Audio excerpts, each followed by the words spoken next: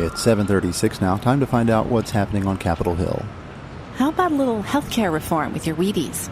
Good morning, I'm Elizabeth Wynne Johnson. This is Power Breakfast from Capitol News Connection.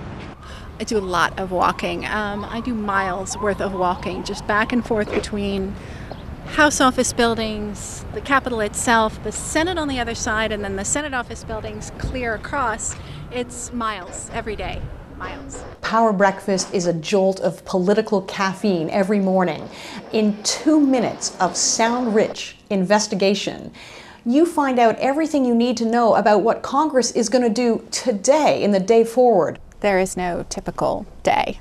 Every day is different in Congress. For example, a photo opportunity with Speaker of the House Nancy Pelosi, and she's playing host to Veterans Affairs Secretary Donald Shinseki. You crowd in my case, I reach over with my microphone and point it and try to get the sound. Sometimes you kind of have to, you can't be shy about really elbowing your way in there and getting your space, because that's what every reporter on the Hill has to do. We launched 6 years ago really to bring Congress home to people with localized news. That is news that's original and relevant to them where they live and work. Our mission is all about ensuring voters are engaged and lawmakers are accountable towards an informed democracy. I happened to notice that the Veterans Affairs Committee was going to be having a hearing. That happens to be a committee on which one of our Virginia lawmakers, Congressman Tom Perriello, serves, and I know that's an interest of his. This was a perfect opportunity to, arrange quickly to have a one-on-one interview with Congressman Perriello. It's kind of like a disease in Washington. We're all addicted to these things, but it's very useful because I've got everything here. I've got my assignments, I've got news events coming up, vote results, and whatever comes up on here, that's how I know where I need to go.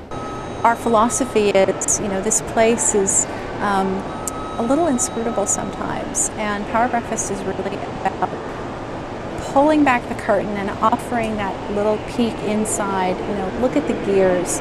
How are things working? Not just what's happening, but why is it happening? We want to make sure that all Americans have a Power Breakfast. And whether their Power Breakfast comes on public radio, or whether their Power Breakfast comes on a mobile device, or on television every morning, we want to make sure that they can get the information they need to really be effective and active participants in their democracy. I get a call that there's a protest happening over in one of the House office buildings.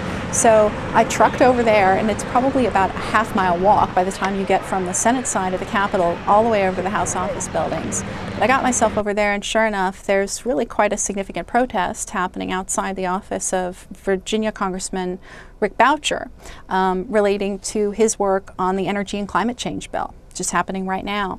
So, my day turned into talking to the protesters, obviously getting sound, trying to make sure that I wasn't getting in the way of the Capitol Police, because you don't really want to do that. And then coming back here, turning around a story for WAMU and for, other stations that we serve. They'd figured out kind of what they needed to do to make sure that they would get arrested, and basically that was block the door, make a little noise, and the police were there. It was all pretty orderly, noisy but orderly. We're a nonprofit, and we rely on donations, on subscriptions from public radio stations and foundations to bring our unique journalism to as many Americans as we can. And as we look to expand Power Breakfast and our service across multimedia and multi-platforms, we're really looking for support to make that possible. We're very grateful to the Corporation for Public Broadcasting, who's been with CNC right from the start. There's still a lot of opportunity there to tell a story and set a scene sometimes, and give people not just the who, what, when, where, why, but really why, and how. And, here in Congress, that very often is extremely important, and it's part of the story. You don't get that in the quick, soundbite headline. You don't get context, you don't get color, you don't get texture.